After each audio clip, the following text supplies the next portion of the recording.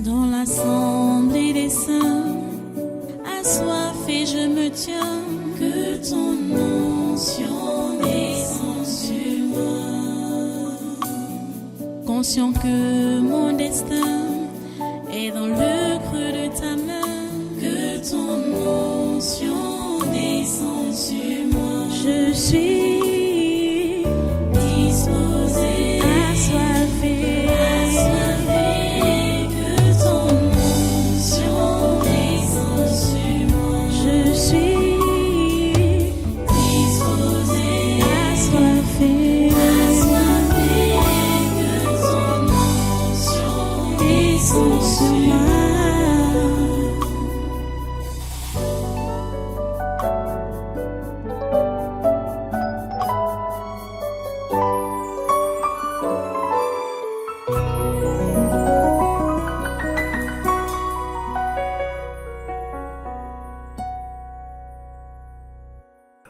Alléluia. Assois-toi, assemblée. Nous sommes vraiment, je veux dire, moi je suis vraiment émerveillé par ce que Dieu fait.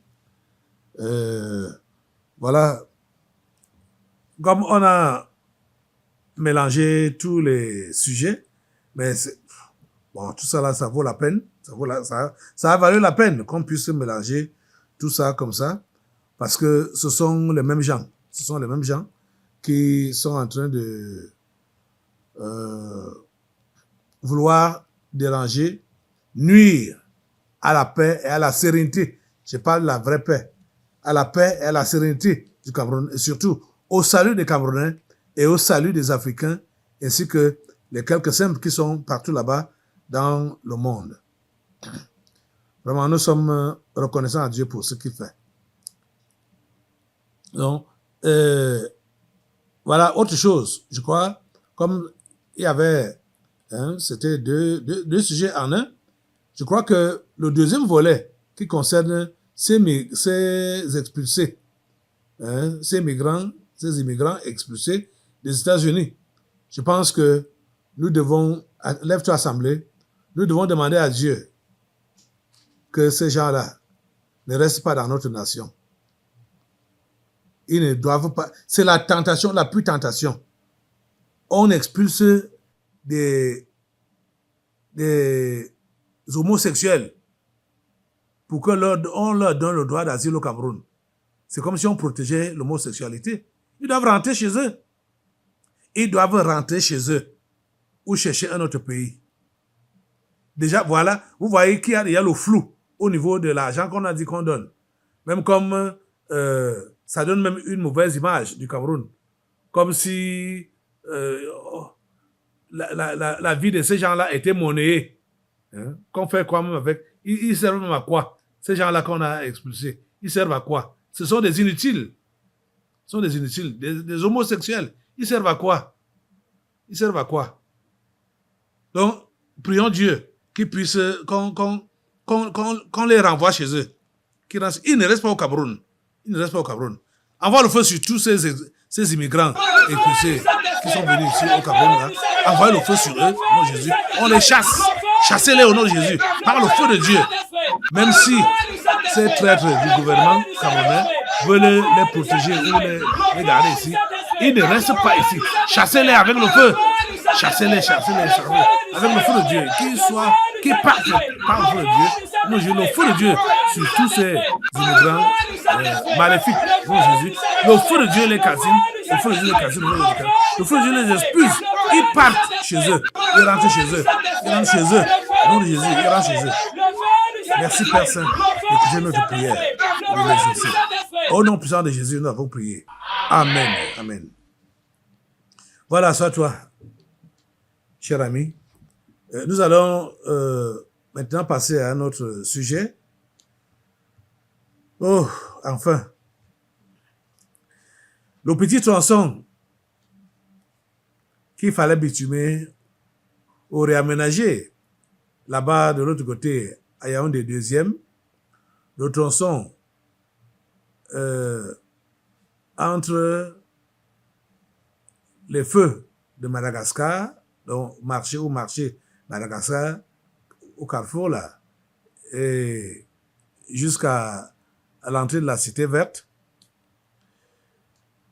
La fois dernière, mardi passé, j'ai envoyé une équipe là-bas qui nous a fait le reportage que je vous ai fait voir jeudi.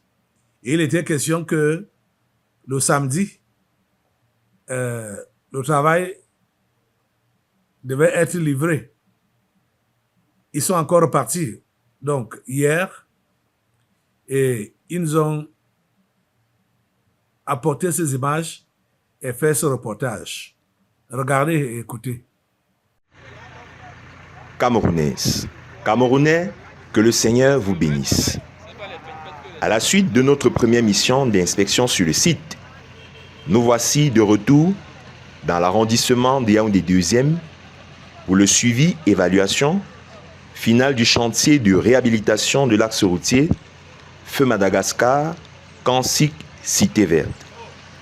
Ce tronçon, qui avait récemment fait l'objet d'un conflit ouvert entre la communauté urbaine de Yaoundé et le ministère de l'Habitat et du Développement urbain, est aujourd'hui en phase d'achèvement.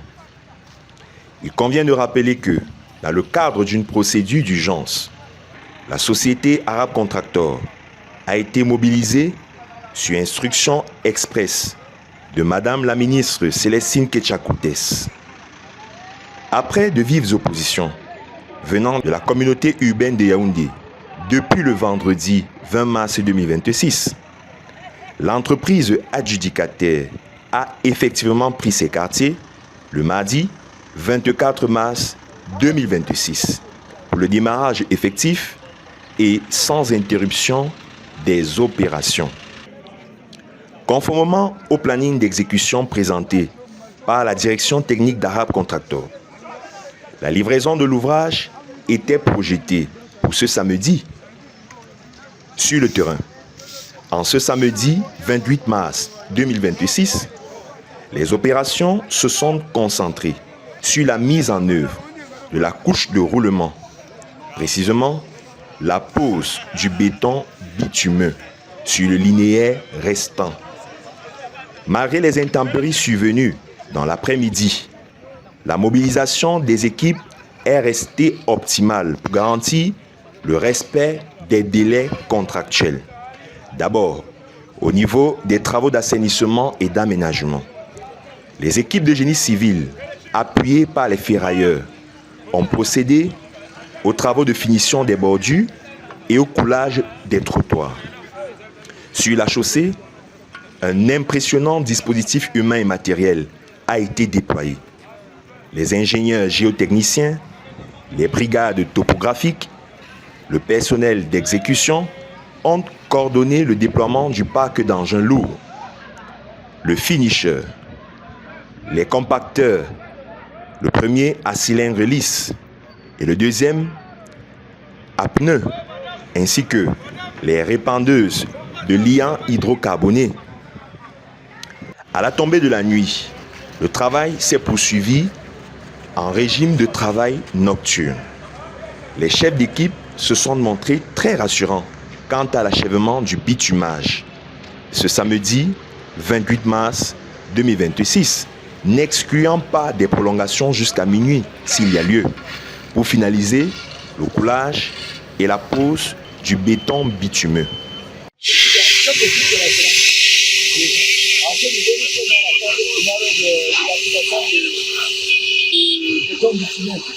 On a fait régulièrement les enrobés.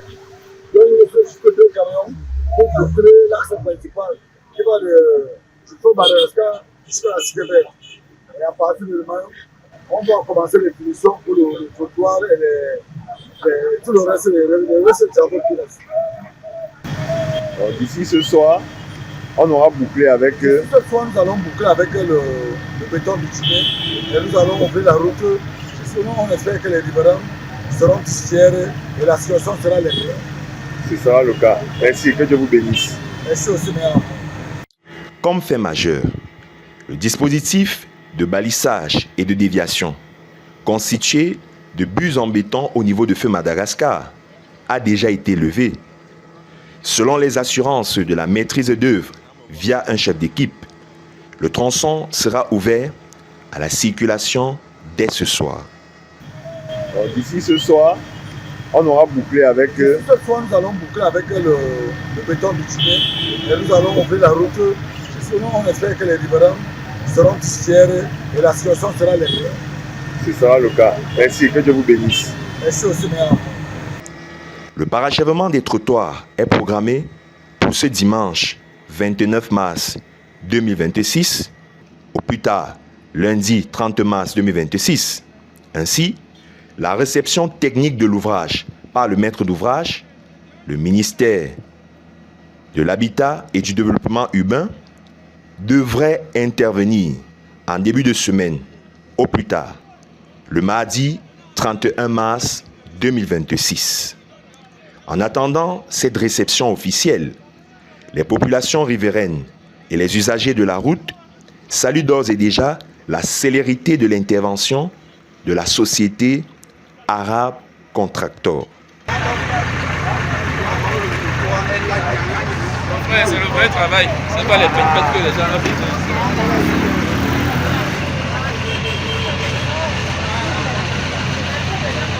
Que Dieu reçoive toute la gloire pour ces travaux de réhabilitation effectués. Qu'il bénisse le Cameroun. C'était le département communication du Tabernacle de la Liberté, Église de tous les peuples.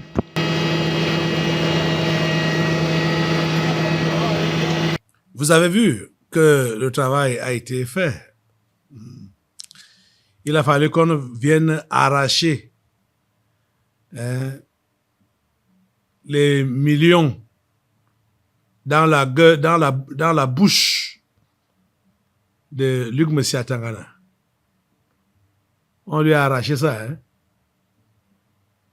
Puisque l'histoire qu'il a dit là, qu'il a confié le marché à un prestataire à plus de 500 millions de francs CFA, c'était des histoires. C'était des histoires. Voilà une société en un temps de mouvement. Le tronçon est fini. En moins d'une semaine. Parce que là, ils ont commencé mardi, hein? Ils ont commencé mardi. Et c'est fini samedi. Bon. Les raccords, comme vous avez entendu là, que les raccords, ça va finir aujourd'hui ou aujourd'hui. Et le marché sera livré officiellement demain ou après-demain. Vous voyez ça? Ça ne demandait rien, ça ne demandait pas grand-chose. Le monsieur a passé, la première société a fait plus de 7 mois sur place là.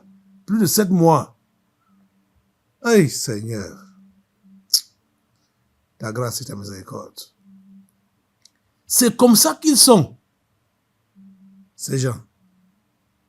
On lui a arraché les millions là, hein, des dents. Luc Messia Tangana croquait déjà l'argent là. Il voulait croquer l'argent là. Mais ça l'a échappé. De justesse. Parce que même à la dernière minute, il ne voulait pas lâcher prise. Il ne voulait pas lâcher prise. Même à la dernière minute. Parce que ces gens disaient que le maire n'est pas d'accord. Le maire ne sera pas d'accord. Quand le gouverneur disait que enlevez-moi vos engins là, quittez là, cédez la place à notre prestataire. Celui-là que Jacques Coutès a contacté. Et voilà ça. Voilà ça. Si ce pays avait à la tête des gens qui l'aiment, j'ai dit dans toutes les administrations, dans toutes les positions, non. Le Cameroun serait un petit paradis sur terre. Franchement parlant. Ok. Voilà, nous remercions Dieu vraiment pour ce qu'il a fait.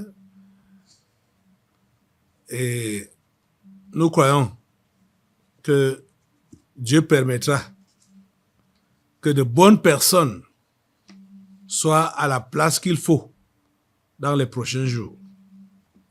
Qu'on n'ait plus des maires comme Luc Massia Tangana. Ce genre-ci, ça ne vaut pas la peine. Ok.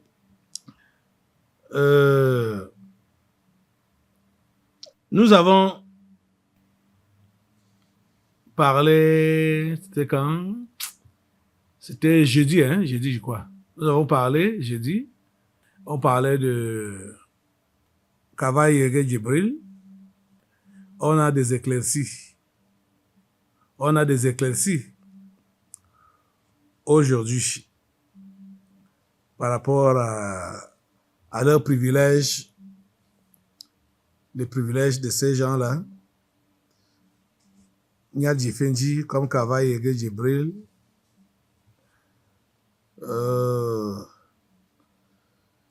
Mais la seule remarque que je peux faire avant de vous montrer même la vidéo qui en parle, c'était la revue, du moins, celui qui a parlé, qui a fait l'élément, s'inspirait du journal Le Messager, dont les privilèges accordés à Nyad Jifenji et Kavaï Yege Djibril. Donc, regardez et écoutez avant que je ne revienne pour faire mes commentaires. Kavaye Yege Djibril et Marcel Nyad Jifenji continueront de bénéficier de plusieurs avantages après le départ à la présidence de l'Assemblée nationale et du Sénat. Ces dispositions qui encadrent leur statut d'anciens responsables institutionnels suscitent des réactions dans le contexte économique jugé difficile par une partie de l'opinion. Selon les informations disponibles, les deux anciens présidents conservent un ensemble de privilèges liés à leur ancienne fonction. Leurs épouses percevront notamment une pension mensuelle de 2,5 millions de francs CFA à vie. Ils disposeront également d'un budget annuel de 20 millions de francs CFA au titre des frais de souveraineté, ainsi que 6 millions mensuels pour leurs frais de fonctionnement. À cela s'ajoute la prise en charge d'éventuelles évacuations sanitaires par l'État, ainsi que la conservation de véhicules de fonction. Ces avantages qui s'inscrivent dans le cadre de dispositions prévues pour les anciens hauts responsables de l'État. Donc voilà donc les questions que nous nous posions jeudi pendant le culte ici. Nous en avons maintenant les réponses. Mais les privilèges là sont exorbitants, hein? Les privilèges là sont exorbitants. C'est beaucoup. C'est trop beaucoup. Je ne sais pas si ça va toujours continuer comme ça ou c'est pour une circonstance précise. Parce que déjà, en lisant la chose, on voit que ceux qui sont concernés maintenant, si Kavaï Yege Djibril et Nyad Jifenji, je ne sais même pas s'ils auront encore 5 ans de vie. N'en parlons pas de 10. Je ne sais pas s'ils auront encore 5 ans de vie. 5 ans de vie. N'en parlons pas de 10. Donc, si ces privilèges peuvent être exorbitants, comme vous entendez là, comme vous avez vu là, peut-être, je dis bien peut-être, c'est circonstanciel. Parce que si ça doit continuer comme ça, c'est trop exorbitant. Je ne sais pas pourquoi un député en retraite aura besoin encore d'un budget de 20 millions par an. À quoi il a quel dossier encore à signer? Il a quoi à faire? Il est consultant, il fait quoi pour avoir encore ce genre Et sans compter que lui, il a 6 millions par mois. Sa femme, 2,5 millions. Vous avez suivi? Je trouve ça exorbitant. Franchement, je trouve ça exorbitant. On ne refuse pas les privilèges, mais ça doit quand même être mesuré. Les privilèges doivent être mesurés au lieu d'être démesurés. Ici, là, c'est démesuré. Ces privilèges accordés au président du Sénat et de l'Assemblée nationale, ce sont des privilèges démesurés. Voilà, c'est mon point de vue là-bas. C'est mon point de vue là-bas. Je sais qu'il y a beaucoup de Camerounais ceux qui ont suivi ça, qui peuvent être d'accord avec moi. Je crois que c'est la grande majorité des Camerounais qui vont être d'accord avec moi. C'est vraiment démesuré comme privilège. Je redis qu'on ne refuse pas les privilèges, mais ceux-ci sont démesurés. C'est tout ce que j'avais à dire et j'espère que c'est circonstanciel. Vous comprenez bien ce que je dis? J'espère que c'est circonstanciel, que ça ne va pas devenir une loi, que voilà, quand un président de l'Assemblée nationale va en retraite, voilà ce qui lui revient. Quand un président du Sénat va en retraite, voilà ce qui lui revient. Je pense que ça ne va pas être un décret ou une loi. Parce que là, on doit revoir ça. On doit revoir ça. Je crois que vous-même, quand vous avez suivi cet élément, ça vous a donné le froid au dos. Donc, on tergiversait l'autre jour par rapport au véhicule qui disait que ça lui revenait. Et donc, c'était, je peux dire, c'était dans l'eau. Nous, on tergiversait. Maintenant, là, on est clair sur la situation. Mais je vais conclure en disant que c'est démesuré. C'est trop beaucoup même. Je m'arrête là. Ok. Les amis, nous allons continuer notre prière aujourd'hui. Et nous avons parlé ici de je ne sais pas si on peut dire contraire, ce que les Amériques sont en train de faire en Afrique, les soi-disant aides au développement que les Amériques prétendent faire aux Africains, aux pays africains, l'aide au développement. Et Donald Trump a choisi le côté santé et a contacté plusieurs pays africains pour pour faire le troc, et pour prétendre s'occuper de la santé de ces différents pays. En retour, il demande l'accès aux minerais, donc l'accès aux richesses du sous-sol. Les amis, je vous ai fait comprendre que ce n'était pas une bonne chose Parce que même nous, je dis même nous, même le Cameroun a signé ces accords-là. Manaouda Malachi a signé ça.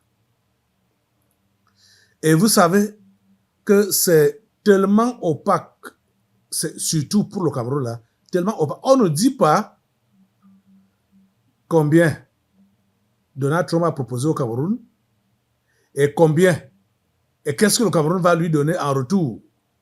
On n'a pas dit.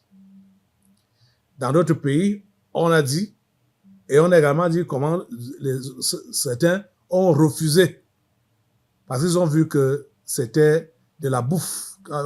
On devait les bouffer en parlant le français vulgaire là.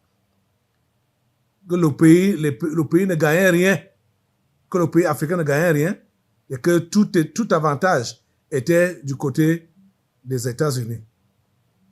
Les dirigeants de ce pays-là ont refusé de signer cet accord d'aide au développement, à la santé. Mais le Cameroun a signé ça. Et ce qui était encore étonnant, parce que c'est par là même qu'on a commencé, c'était le Burkina Faso, le Niger. Ils ont aussi signé cette histoire-là. Et il y a notre compatriote, Nathalie Yam, qui est revenue aussi sur cette affaire-là cette semaine, le jeudi 26 mars. Et elle a donc fait une vidéo pour expliquer ou analyser de long en large ces accords de santé qui interrogent. C'est comme ça qu'elle a intitulé sa vidéo. Des accords de santé qui interrogent. Et vous savez comment ces accords s'appellent? Le protocole là s'appelle comment? Ça commence par America First. En se tenant seulement sur ces deux mots-là, America et First, on voit que la personne qui doit signer l'accord avec les Amériques ne gagne rien. Tout revient à l'Amérique. Amérique d'abord. L'Amérique d'abord. America First. Ce qui m'a beaucoup intéressé dans son article, c'est le fait qu'on peut se retirer de ces accords à tout moment. Oui. On peut se retirer de ces accords à tout moment. Et que ces accords-là ne sont pas régis dans aucun texte, soit diplomatique ou machin, comme vous savez que, par exemple, au niveau du commerce, nous sommes en train de tenir ces gens-là sont dans notre pays depuis jeudi passé. L'OMC, Organisation mondiale du commerce, ils sont là. Donc, ou même ces accords qui sont connus un peu partout là, et il y a des textes qui régissent cela. Mais ce qui a été fait avec les États-Unis ces derniers temps, avec certains pays africains, n'est pas connu quelque part.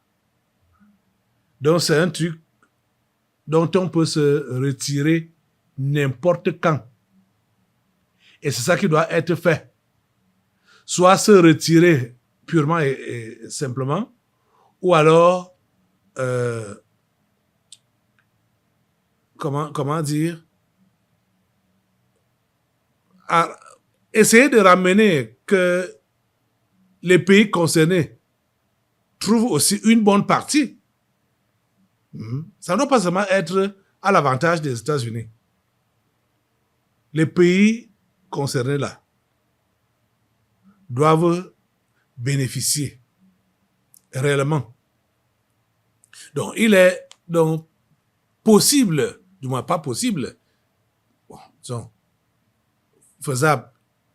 Comme les pays africains, beaucoup de pays africains, comme notre pays, le Cameroun, comme le Burkina Faso ou le Niger, ils sont entrés dans ces accords-là. Il est souhaitable qu'ils puissent se retirer de ça. Parce que, déjà même, quand vous allez entendre les minables sommes qui sont proposées par les États-Unis à ces pays-là, vous vous demandez, mais écoutez, est-ce que ça dépasse le pays en question de pouvoir cotiser un tel montant pour s'occuper de la santé de ses populations et en vrai, s'occuper de la santé de sa population et en vrai. Parce que ce que les États-Unis veulent faire là, c'est même une exploitation. Parce qu'il est question de donner, par exemple, pour les pays qui avaient refusé, de donner, par exemple, de fournir aux États-Unis tu vois, ils ont appelé ça comment? Je n'ai pas le document là devant moi. Des informations sur l'état de santé de la population du pays. Donner toutes ces informations-là, c'est vendre la santé du peuple. C'est pas juste. C'est pas vraiment juste. Vous voyez? Et notre pays a signé ça. On nous a pas détaillé. Pour nous autres, on n'a pas détaillé. Et voilà des choses réellement à condamner. C'est tellement opaque. C'est-à-dire, ce gouvernement fait des choses comme bon lui semble. Hein? Manuel de Malachi pas s'engager pour la santé des Camerounais sans savoir ce qu'il a promis à Donald Trump. On ne sait pas. Donc, franchement, comme ça a été fait avec le ministre de la Santé, il faut vraiment que ce gouvernement change. Le prochain ministre de la Santé doit être saisi pour revoir ce texte-là. Lire ça et comparer avec la réalité. Parce que je ne sais pas vraiment ce qui se passe avec les Africains. Je ne sais pas. Ok. Je vais vous laisser écouter Nathalie Yam dans ses analyses. J'ai juste pris une petite portion que j'ai essayé d'introduire comme j'ai pu là. Regardez et juger. Mais je crois que c'est ce qui doit être fait. Voilà ça. La stratégie America First n'a pas créé cette dépendance, elle a simplement mise en contrat. Et c'est précisément pour cela qu'il faut en sortir. Alors maintenant, comment est-ce qu'on en sort? Pour les gouvernements qui ont déjà signé ces MOU, il faut revenir dessus. Il faut tirer parti de la nature juridique des MOU. Ces textes ne sont pas des traités, ils n'engagent pas encore formellement ou financièrement les États. Les gouvernements qui ont signé ont la capacité juridiquement et politiquement de renégocier, d'amender, d'enrichir ou tout simplement de renoncer. Pour les sommes que j'ai vues passer, là, 147 millions de dollars au Burkina, 179 millions de dollars au Niger, des sommes qui par ailleurs intègrent la quote-part des deux États, franchement, on peut les mobiliser ici avec des financements africains et très rapidement. On n'a pas besoin d'aller brader sa dignité ni des informations stratégiques pour cela. Si certains choisissent de renégocier, alors il faut exiger des clauses de soutien à la production locale de médicaments, modifier les mécanismes de reporting, raccourcir ou rallonger les délais selon leurs intérêts et quel que soit lambda. Il faut refuser la communication des données personnelles des citoyens. Et quel que soit lambda, il faut refuser la communication des données personnelles des citoyens. Et quel que soit lambda, il faut refuser la communication des données personnelles des citoyens. Il faut aussi s'assurer que les ministres ou techniciens de l'État qui ont la responsabilité de signer ou de travailler sur des MOU, des traités, des accords ou des partenariats soient bien formés, décomplexés, patriotes et sans conflit d'intérêts. Tu ne peux pas être ministre de la Santé ici et être assis en même temps au conseil de gouvernance des trucs de Bill Gates là-bas où tu ne représentes pas ton pays. Ça ne marche pas, ce n'est pas compatible. Il faut que ces personnes prennent le temps de lire, d'étudier, de comprendre, de peser tous les documents qu'ils sont amenés à signer. Les Occidentaux et même les Orientaux ne font rien dans la précipitation. Dans le cas présent, les Américains ont pris tout leur temps pour produire le document le plus efficace pour eux, en ayant étudié tous les points, pesé tout ce qui peut leur rapporter quelque chose. Nos gens ne doivent pas se laisser mettre la pression, genre oui, il faut signer d'ici 1 mois ou 2. Non. S'il faut 6 mois, 1 an ou 2 ans pour étudier le document et pour faire nos contre-propositions, on les prend. Point. Ceci nous amène à l'obligation de transparence. Les projets d'accord qui ont vocation à être signés au nom des populations et à engager l'État, ainsi que les accords finaux et leurs annexes doivent être rendus publics. Ce n'est pas un débat. Cette transparence permet aussi à l'expertise extra-institutionnelle d'en prendre connaissance et d'apporter sa contribution pour préserver les intérêts du pays. C'est cela qui sauve les Kenyans dans l'affaire d'America First. Ruto, lui, il n'a même pas laissé son ministre signer. C'est lui-même qui est parti à Washington pour signer le MOU là-bas en direct avec Marco Rubio. Mais comme au Kenya, ils doivent rendre publics les documents. C'est comme ça qu'une organisation de la société civile, la Fédération des consommateurs du Kenya, a porté plainte par rapport à la clause de divulgation des données de santé des populations et que la Haute Cour de justice a suspendu le MOU. Donc, on ne vienne pas me dire qu'on ne peut pas faire ça. On peut. C'est une question de volonté politique.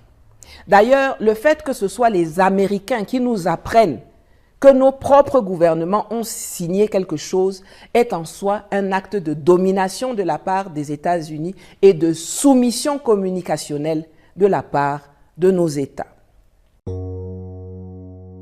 Dans l'assemblée des saints, assoiffé je me tiens, que ton onction descende sur moi. Conscient que mon destin